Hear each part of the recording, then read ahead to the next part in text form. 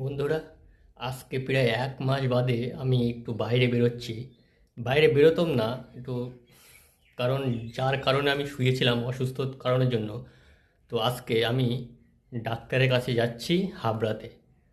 তো ডাক্তার দেখিয়ে আসি, গিয়ে কি বলে, এই যে গাড়িটা আজকে প্রায় 1 মাস পড়ে রয়েছে, চালাতে পারছি না। কারণ সুস্থ নেই, কি করে চালাবো, বাইরেও বেরোতে পারছি না।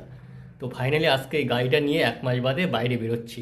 তো চলো, বাদ বাদ বাকি ডাক্তারের চেম্বারে গিয়ে কথা হবে। তো চলো, টাটা। চলে এসেছি ফাইনালি ডাক্তারের দোকানে। তো এই যে চেম্বার। তো আমি বলেছিলাম বাড়ির থেকে তোমাদেরকে যে আমি ডক্টর দেখাতে যাচ্ছি। তো ফাইনালি চলে এসেছি, দেখতেই পাচ্ছি যে এখানে চলে এসেছি তোমাদেরকে তো এই যে ডক্টর চেম্বার, আমি ফাইনালি চলে আসলাম ডক্টর দেখাতে। একটু বাদে এখানে ডক্টর আসবে।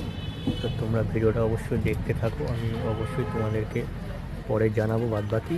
এখানে সবাই এসে বসে আছে, এই যে ওইদিকে সব গাড়ি ফাড়ি রেখে আছে, এখানে সবাই ডক্টর দেখাবে বলে চলে এসেছে। অবশ্যই আমিও চলে আসলাম দেখাতে।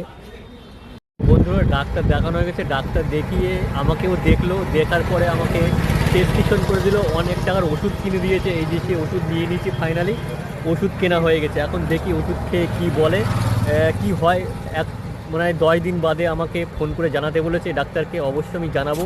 তো এই ওষুধ অনেক টাকারই ওষুধ, তো দেখা যাক। অবশ্যই আমি ওষুধগুলো খাবো, তারপর দেখি কতটা সুস্থ হতে পারি। ধন্যবাদ সবাইকে।